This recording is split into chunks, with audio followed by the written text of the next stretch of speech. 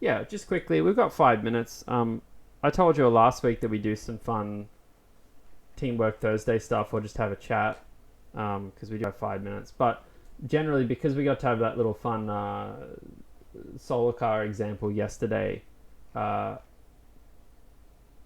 and we only have 5 minutes, I'm not too sure what we can go into. Um, so, what did you all say last week? I can't remember what your preference was last week. I pulled up some slide and was like, what do you want to do? And then half of you said one thing and half of you said another. I'm just going to pull that up quickly. Really quick. Really, really, really, really quick.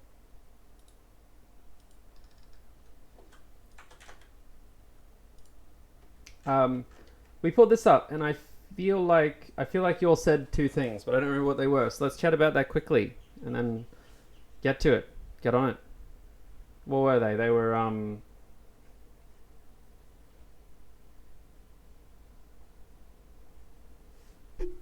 the yeah, the lecture content's done. We're just on 5 minutes of bonus stuff. Um, if you don't have any preference, let me just kind of maybe quickly. I have some fun videos I could share potentially.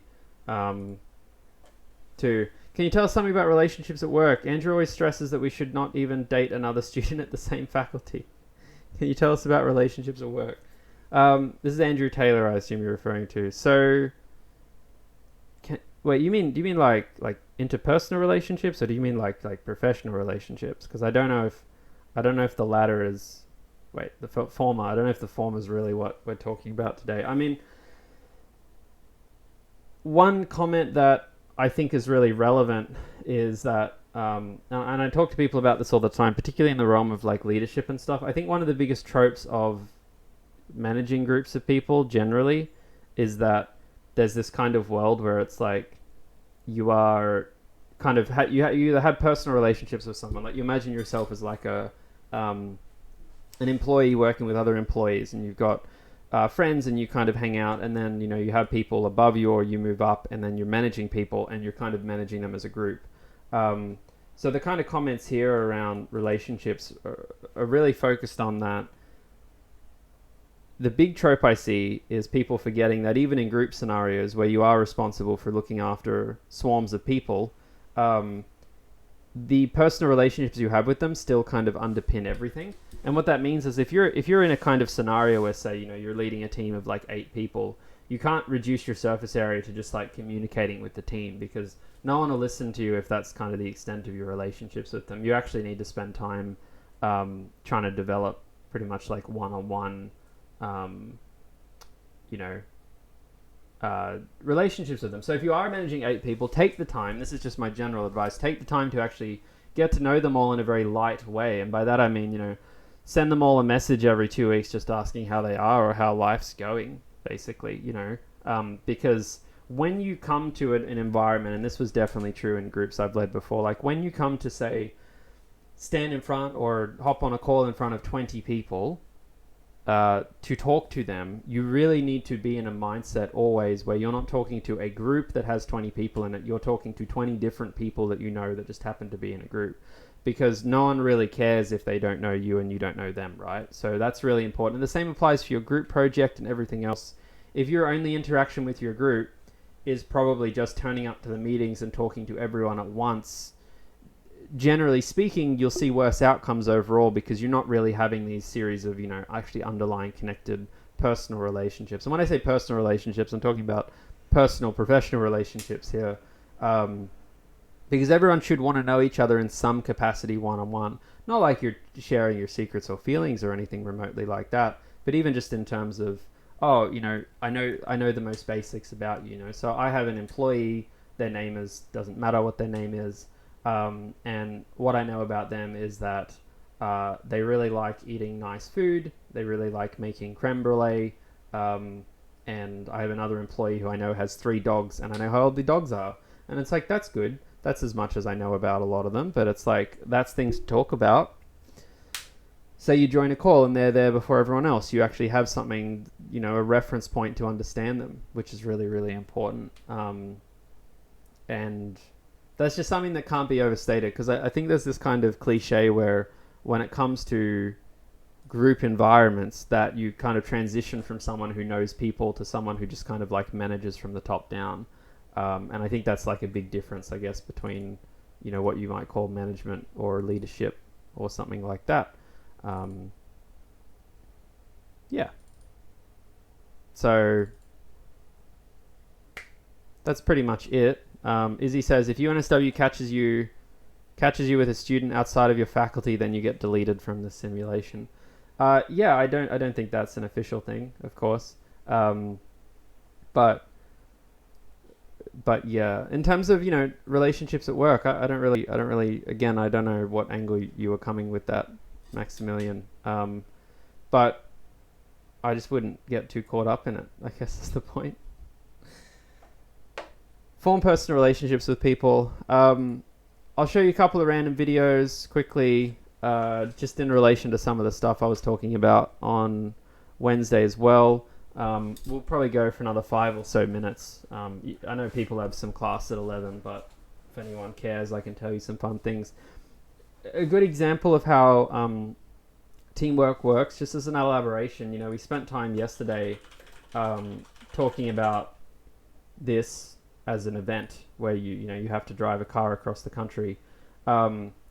What I didn't really talk about is how the team actually pans out on this thing, because like one of the biggest misconceptions I think people have is that there's just like 40 people, like 40 cars, 40 teams, everyone just like hops in the car and drives down. But the big thing that actually happens here is that you have a whole range of people and equipment in every given team that's actually traveling with you. So if you have, for instance, 40 teams, or I think it's like 44 teams from around the world, all of those teams actually have between themselves maybe like 4 to 5 other cars that they travel with. So what you're actually doing is you're traveling in a 300 to 500 kilometer range across the road together, all traveling down as a pack, and collectively across everyone there's about 1 to 200 cars on the road, which is extremely chaotic to say the least. And different teams have very different approaches to this. So there's some really poor teams that come to Australia that have just a few cars. So, they'll, for instance, just have, their little, solar car here, and then they'll have like one car here and one car here. And then you have some other teams on the other end of the spectrum. There's a Dutch team called Twente, and I don't know where they're from in the Netherlands, but they're from somewhere in the Netherlands. And they actually have 11 cars on the road. So they actually have like a car here and a car here and a car here and a car here and a car here and a car. Like, it's absolutely crazy what they have. They made a little infographic about it. I don't even know if it still exists. And it's probably not, because it's probably just filled with other crap. But they had this little infographic where they showed you all their different cars and how the team kind of all... This is the kind of thing that, they're all standing there in their red. Very, very serious crew. But, it's really interesting in these environments, because it's probably one of the few times I've really had to understand what working in a team actually means with people and how to get teamwork working together. Because one thing that's often understated, I think, about teamwork is that everything's really easy if there's no pressure.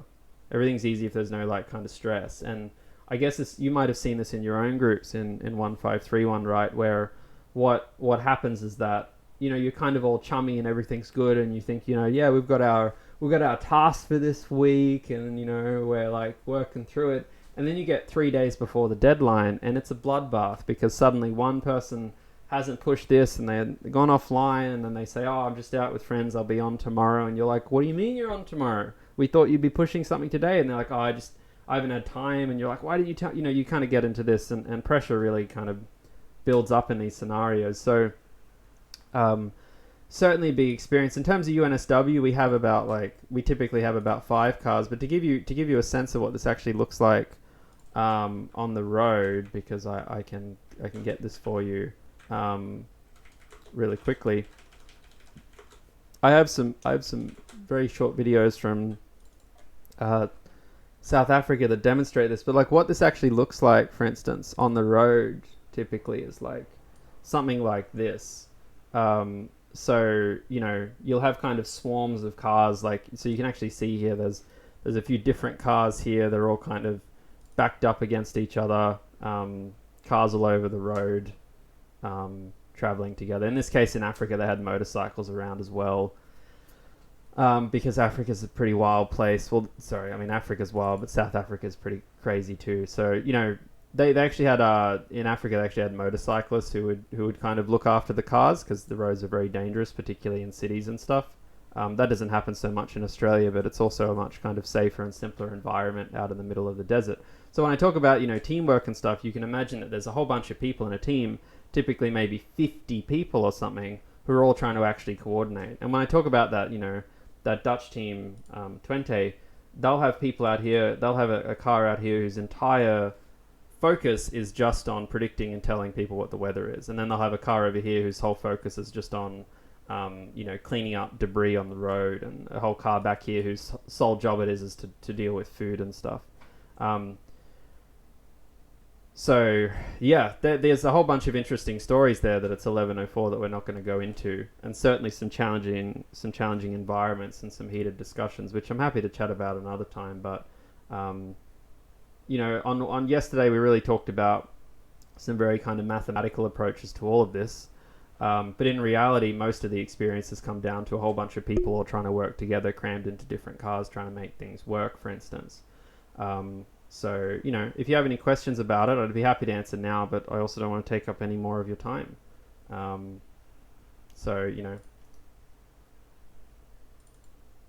Yeah, because I could talk about this kind of stuff for days, but that doesn't make it worthwhile. So if you have any questions, let me know now, and I'll chat through it. Otherwise, we can wrap up, and you can get back on with your lives.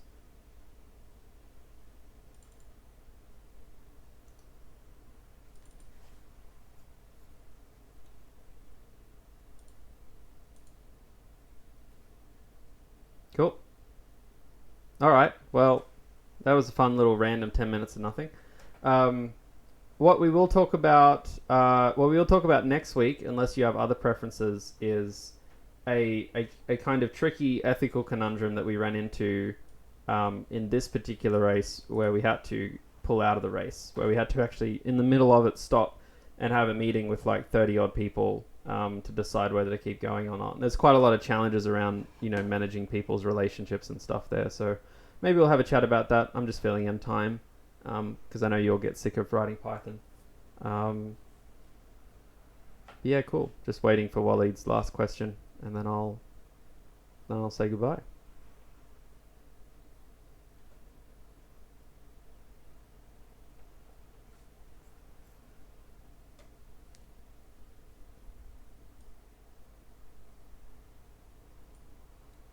Waiting for your question, Waleed. I know you probably already answered it, and there's YouTube lag. There it is.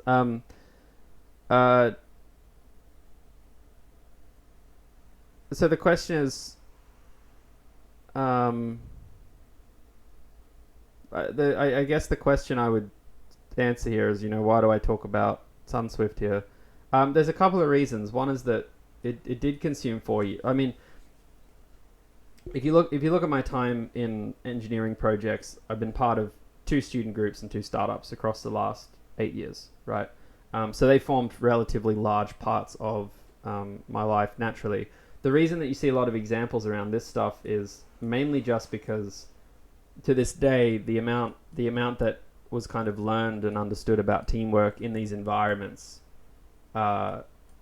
here far exceeds the sum of everything everywhere else, and it's mainly just due to the nature of it, right? So for instance, you spent 4 years in SunSwift, 2 years in Robocop, but Robocop was turning up and putting code on robots, right? It's just Git and C code for C and Python for like a couple of years.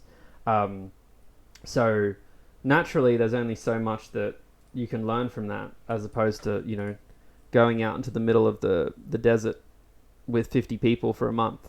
And then, one of them develops some bad disease and another one gets heat stroke, and then a car nearly explodes, and someone gets some infection, and then people are fighting, and it's just like the whole complexity of it really is what draws out, I guess, a lot to it. And I haven't even scratched the surface on this. In a lot of ways, I think in hindsight, I'd rather just talk about it for a whole hour once a term rather than trying to squeeze it into 6 or 7 minute chunks, which is done before. Josh has a question though, which is that It looks like a bicycle race. You're allowed to sit your solo car behind another car to use the draft from it.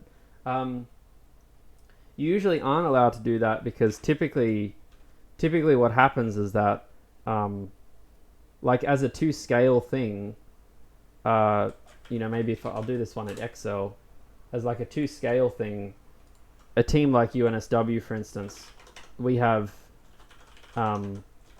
these kinds of cars on the road typically, right? So like UNSW has 5 cars typically, so we tend to send 5 cars up along with the solar car up. And the gaps between these cars are pretty much as is described here. It's like there's like a 1 kilometer gap there. There's like a 0.2 kilometer gap there. Here is probably like a 50 kilometer gap. And then here it's maybe, like 3 kilometers. Oops. Or maybe I should say, I think I had scroll lock on. Yeah, and here it's like 5 kilometers, and here it's maybe like 2 kilometers or 5 kilometers or something like this. So this is typically how, say, like a UNSW team historically has spread themselves out on the road.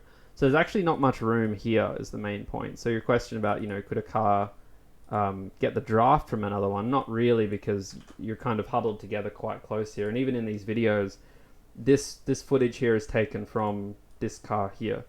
That's where that's taken from. So there's just not really a lot of room there.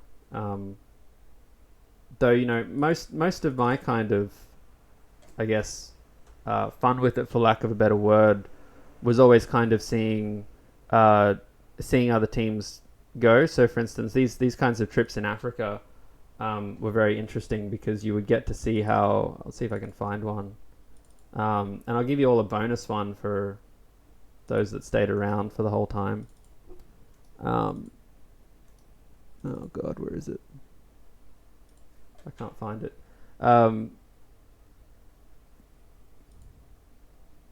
Yeah, it's okay. Doesn't really matter. Yeah, so you wouldn't have enough space, basically. You just wouldn't have enough space to slip people in. And it's actually really difficult. Probably one of the most like character building experiences I've ever seen in my life is trying to watch a team overtake another team. Because what often happens is, like, if you imagine that all this is, say, UNSW here, for instance, that's all UNSW, you'll have another team who is like over here, right? And this team over here, say this is like a German team, they're like maybe going a bit slower. Maybe they left earlier, but they're going a bit slower today. And you don't want to slow down, right? Like, say your team is doing something, and you think about going. You might have these images in your head of like going really fast or slow, but it's like UNSW over here might be doing 57 kilometers an hour, and this team over here might be doing 55 kilometers an hour. So typically, as a matter of process with a team, something you'll see happen might be that, because this is kind of where the main show is. You'll kind of have something on the radio from a scouting car who's 50 k's ahead, and they'll report back and say, we can see this German team over here from Berlin or whatever. They're doing 55 kilometers an hour, and this car will actually come over here and it'll actually sit behind them right at the end, or often it might come up and kind of sit here or something, and it'll just kind of sit right behind this little pair, and it'll just sit there for maybe 5 or 6 minutes to actually get a good speed of it. And then they'll report back and say they're doing 55. And then at this point, back to that topic yesterday around modeling, it's really a choice now about, do you drop your speed or do you overtake? Because the problem is that to overtake a team like this, you typically need to go even faster than you want to go. But if you don't want to overtake them, you're going to have to drop your speed back, but then you might not get where you need to go quickly enough. So this is where the complexity of the whole thing comes in, is that if you're not getting where you need to go quickly enough, you're going to have to speed up later, right? So you don't want to slow down now just to do 60 later. So if you do overtake, then things become a little bit of a nightmare, because this car, the scouting car, will typically go and overtake the lot of them over like a 10-minute period. It'll just kind of bunny hop between the cars. And then eventually, will eventually catch up to kind of here, right behind them, say, and then we have to go through a process of overtaking them. And typically what happens is that you get what we call like our main fleet here. You get these cars to overtake most of them, and you end up kind of in a situation where you're like this now, where you've kind of gone past their rear cars and you're sitting in the middle, kind of just waiting to overtake these ones. Their scout cars typically way out ahead like ours. You know, both of these cars are way gone now. And then you'd send your lead car here out in front of theirs. You get way out in front, and that's mainly to essentially call traffic, because remember, most of these races, pretty much all of them, are on divided highways. So it's not really like you're on, you know, the M1 or the M2 with, you know, some overtaking lanes or anything crazy like that. You're often actually just praying for not getting hit. So you'll typically have that, and then what you'll do here is you'll get this kind of group to try and hop between these ones. So, you know, you have something like this, you try and get both of your cars at the same time to overtake both of their cars, because these two things will kind of stick together in a clan, and then you'll eventually, you know, get in front of their lead vehicle as well, and then, you know, you're on your way, essentially. Now you've overtaken them. And then your cars at the back here, they'll just do whatever. They'll come when they come, you know, like that's kind of for them to manage, which just takes time. So like a process like that could be the better part of, you know, 45 minutes to an hour of doing nothing but talking. And I'm just trying to find a video of like how dangerous these things can get, and, you know, where the kind of tensions can arise watching people try and do this. Because there's one where it nearly went really bad, and I took a video of it. I don't actually think we've ever shared this, because we took it a long time ago when, you know, everyone was, you know, oh, don't share this. Like, someone might think something bad, but, you know, they were just some students doing stupid stuff at the time. I have so many lectures on YouTube, I'm just trying to like scroll past them and get back to my random days. But how many have I got? 20. I've got 20 of you here. If you hold on for another 60 seconds, I might have something special for you.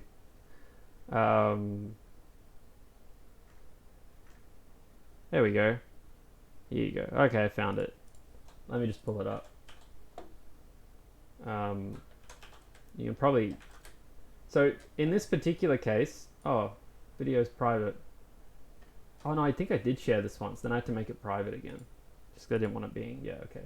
So, in this particular case... Actually, no. Let me make it private. I'll just open it up on this browser. Okay. So in this particular case, what was happening, to kind of really paint the picture here, is that so this where we are at the moment is we're in this scenario described right here.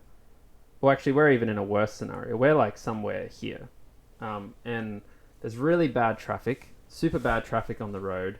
And what's actually happening is that we're just trying to get past random cars to even get to this point. So, you know, we're probably like way back here or something, and, you know, something like this. There's something going on, and we're trying to get past some cars. And as an example about like the kind of levels of trust and teamwork here, what's important to understand is that if you're sitting in this car in front of you, this is Violet. You've probably seen her around campus if you've been around campus in 2019.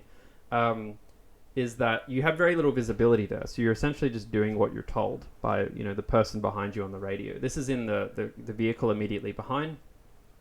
We're going very slow here. We're going like 30 kilometers an hour. And that's really bad, because going 30 kilometers an hour means that you're going to have to go way faster. Because think about it like this. If you need to do 55 that day and you're doing 30 right now, every minute you do 30 is like a minute you need to do 80 later on. Or like every minute you do 30 is like half an hour that you need to do 56 later on. You know what I mean? Like the math is all math. But so in this case, we're really trying to get past a pack of people.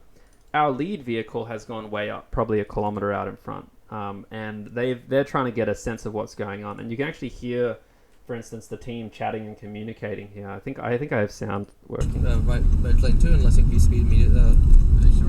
So just for context again, so this isn't a big Kia Carnival. There's like 6 people in the car, including myself. I'm way in the back at the moment, and they're trying to coordinate how to get our car in front. And this is essentially a couple things go wrong here. One is there's a level of impatience where everyone's just trying to get in front and make a brash decision. So what happens is we essentially start to do an overtake at a time that it's really not appropriate to.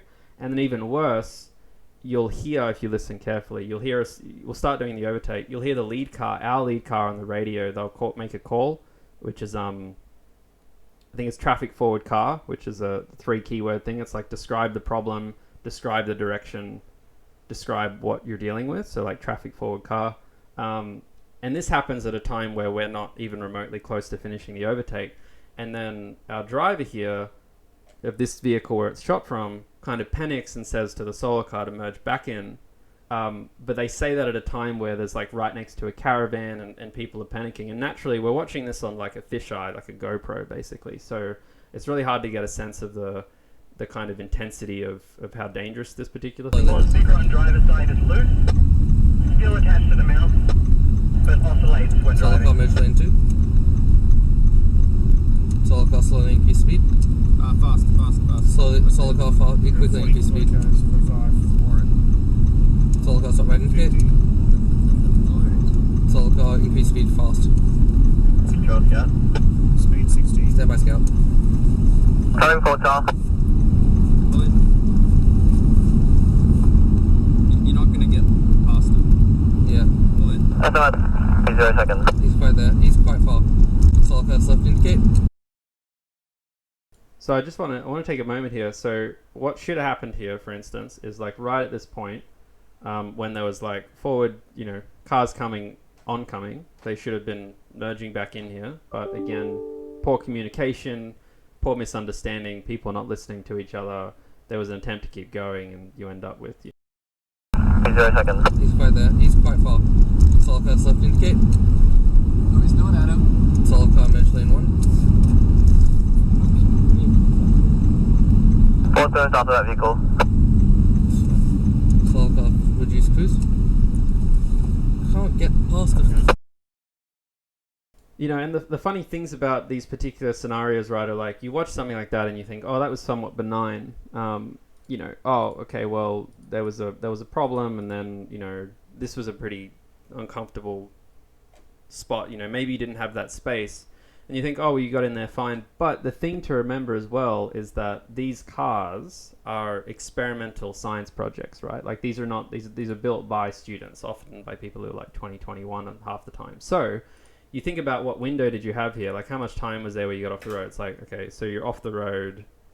It's like now. So it's like 0, 1, 2, 3, 4, and then the cars hit you. So you've essentially now created a scenario where you put your friends or your team members in this case in a scenario where if anything went wrong, you have 4 seconds before you die, basically, right? Because if something goes wrong, say for instance, the steering wheel gets stuck, or there's an issue with the brake pedal, or there's no space behind you, and there's no space on the sides of the road, you really have reduced your chance of life continuing down to a few seconds. So these kinds of environments are really interesting, just given the kind of pressure chambers that they exist in, and how and how stressful it can be for people, and what kind of characteristics come out. I've seen people absolutely melt down in these scenarios, but what do you do? Like, this guy was an absolute idiot at this point. Not that he himself is bad, but like this was an idiotic decision to do here, and that's okay. It's something that most of the people in the team would have done worse at,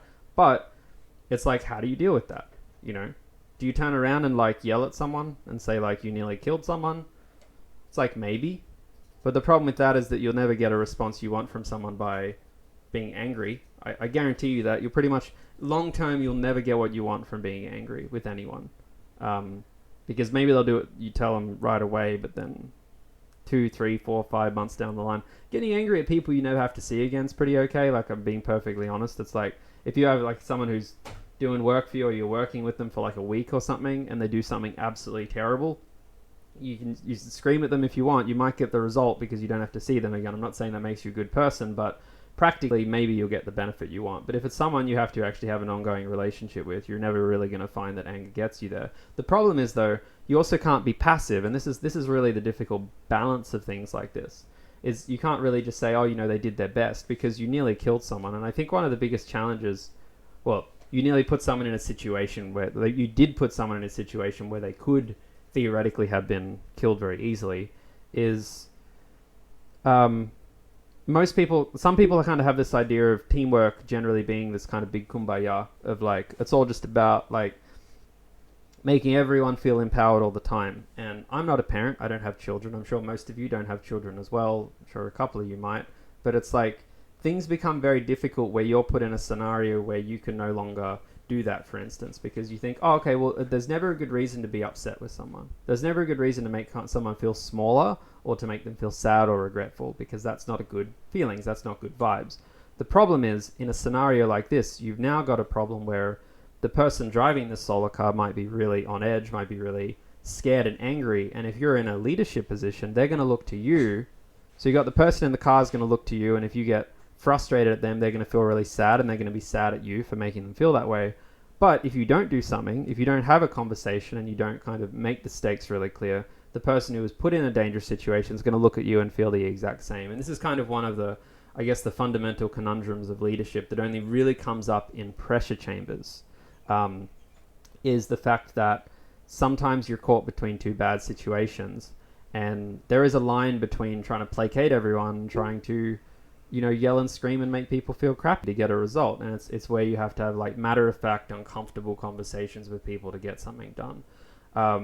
You know, and this is something that's quite interesting, right? Because you won't see a lot of this if many of you go and actually join a lot of big rich companies, right? Because a lot of big rich companies aren't often under a lot of pressure, because they have tons of revenue, they got often big profit margins, they can afford to waste time on stuff. You know, you think about Google, for instance. Google regularly builds products that are unprofitable. So, you know, if they build them and they spend time on them and they go over budget or they go delayed, it's not like no one cares. Sure as hell people will care, but it's not like it's going to destroy the world or just, you know, destroy everyone's jobs. Whereas, you know, you end up in a lot of other situations. Maybe some of you will go work in consultancies where you'll be, you know, trying to work with a client on a big deal, and suddenly it's either you get it or you don't. And that's the really hard line to, I think, thread is, you know, what do you do in situations where two people you're responsible for are upsetting each other, and you have to strike that balance. But anyway, I've rambled enough about this. Hope that was a fun little nugget. There's a video somewhere I have of the suspension collapsing, but I don't know where that is. Otherwise I'd show you that, because that one's super juicy. But yeah, that's all from me today. I've officially actually run out of stuff to chat about. So congrats to the 18 people still here. And I hope you have a good day, and I'll see you all next week. If you really want to, you can fill in the feedback for today. If you're still lingering and you've got your phone out there, it's always good to, you can just fill in the feedback for this, because again, I'm always curious if people find it interesting or boring or stupid. So, or a bunch of you, there's 17 people who left YouTube on. But yeah, Alex said, what do you say to the guy in the car? I mean, that one wasn't super complicated. That's a good question. So, I mean, usually what I said a few weeks ago about starting with questions is a really good place to start. And it's really hard to like thread a fine line there, right? Where you're not passive aggressive. So if I was in a situation like that and I witnessed that, and it was the end of the day and everyone's safe, you know, you're sitting down, the first question that's usually good to ask someone like that is, how do you feel today went, right? And these are good questions, again, because if someone says, I thought today went great, we should have tried harder to overtake. If someone responded to my question, how did that go, how do you think today went, and they said we weren't aggressive enough, that response, which probably isn't likely, would get something from me like, I think that's really irresponsible to think that. I don't know if you're actually appreciating the gravity of what we're doing, right? That's the kind of matter-of-fact, stern approach. But most people won't say that. Most people say, you know, even if they've been really grumpy all day and they look all self-righteous, you ask them that question, they'll probably say something like, oh, I don't know, it was really stressful. I feel like we probably could have done a whole bunch of things better. It's probably what they'll say. And then you're like, well, what do you think we could have done better? And then, again, they might say something stupid, like, oh, we, you know, could have gotten in the cars quicker. And you'll be like, is there anything else? And they'll be like, no, I think that was it. And you'll be like, I feel like you're missing a bigger problem here. You know, like, cars aren't going to hurt anyone. But there's some other stuff that happened today that really did hurt someone. But again, most of those people are going to say, yeah, I feel like we really screwed up some overtakes. There you go. Well, what do you think you screwed up about them? Be like, oh, I probably just was like thinking irrationally and I was in a rush and under pressure, and problem solved. You haven't had to, like, you're dealing with it. You know what I mean? This is how most things go, which is a very good thing about actually just asking questions and being being motivated for genuine discovery in that experience of, you know, how a human deals with the world. So then, yeah, they say it was super urgent, and you say, well, you know, do you have any thoughts about how we can avoid it next time? And they'll probably give a crappy answer, is usually my experience. Usually when you ask someone how to fix it, sometimes they do, but more often than not, they'll say something. And that's usually when you might kind of step in and be like, all right, well, this is how to do it. Sometimes they might say, you know, they'll say something usually like, I just have to be less stressed. And you say, I don't think you started today planning to be stressed. I think you started today planning to be level-headed, and it got away from you. So saying that we're going to plan tomorrow to be level-headed probably isn't a sustainable approach. And again, you could be a pacifist here and say, oh, that sounds good. You know, yeah, good. Like, but again, what do you do tomorrow when this person nearly kills someone again? I use that term very dramatically because they didn't nearly kill them. Again, they just put them in a situation that could have potentially led to death very easily. What do you do when that happens a second time? And then the solar car driver comes up to you at the end of that day and is like, what the hell are you doing? Like, what is this circus? And you have nothing to say. And you're like, well, I talked to them. They're like, you talked to them? Great. I don't care. Can you stop them potentially doing something dangerous? So, you know, this is that thing is sometimes you do have to push beyond your comfort zone, and they say, oh, well, I'll just have to make sure I don't get stressed tomorrow. And you just say, well, how about let's put something more controlled in place? How about before we do overtakes whilst you're driving, you know, we get someone else to like make that decision with you. You know, how about you know, we get two people in the car. We move the safety officer from this car to that car, and then they're in the car, and you both can make a call, and we only overtake if you're both happy with it, right? Like, you know, and then they might be a bit grumpy because that affects their sense of how much you trust them or how much they trust themselves. But, you know, that's okay because, like, again, you're going to have to annoy someone at some point. And, you know, this is like a nice little win. So that, in that particular situation, I didn't deal with it that way because, well, in that particular situation, I'm pretty sure I was always in this car with them. So in that particular situation, I just said, in future, when I tell you not to do something, don't do it. You know, but again, that depends on the relationship I had, right? Like, this was a person I'd known for 3 years who had a relatively high degree of faith in my decision-making abilities in that environment. So when I just calmly said to them in this situation, like, you know, just listen to me next time and we'll get through it. They're like, oh, yeah, okay, sure, sounds good. So, you know, every situation requires a different kind of outcome. And this comes back to the thing I said originally at the start, just before the end of the 11 o'clock bit, was like, everyone's different. And when you develop these relationships with people, like these personal ones, you also know how they can react to things, right? Because everyone reacts and feels about things differently, and they won't tell you a lot of the time. And if you don't know them, you're not going to predict it. So, like, understanding people is by far, just like having a good understanding of someone, who they are, what motivates them, is just the biggest deterrent to conflict you could imagine. And if it's not a deterrent to conflict, it's really the gateway to resolution if conflict does come about. So, you know, spend that time, because the scenario would have been very different if someone did that who I didn't know very well. And also, people who you don't know very well, you're going to have a tendency to dehumanize them, right? Like just a general thing humans do all the time is when they're feeling angry, frustrated, or resentful, they'll have a tendency to dehumanize people in the sense that they'll treat them like, you know, an object that just needs to be getting yelled at or whatever. Like, there's a reason that you don't yell at people you know or are very close to. It's because you understand them and you realize everything they do is complicated. Whereas you see someone in the street, right? You all do this. I'm sure if you have I'm sure if you're with a really close friend and they like start coughing frantically, you're probably like, are you okay? I know you've been coughing. And if you're on the train or something and there's like some person next to you who just starts violently coughing like a few centimeters from you, I'm not talking about COVID, I just mean in general, you're like, oh, you know, why do you have to do that? That's you kind of dehumanizing them in that environment, right? In a lot of ways, you're kind of always going to have to fight that tendency to dehumanize people, because it's somewhat in human nature to find it easier to not kind of respect, understand, and show sympathy to things we don't, you know very well. So anyway, that was a big babble. I'm actually going to finish now, so if you can, that'd be great to fill that out. Have a great day. Good luck in iteration 2, 3. You've obviously got a whole week next week, and we'll chat next Wednesday about a few interesting other topics, and have a good weekend. Thanks, everyone.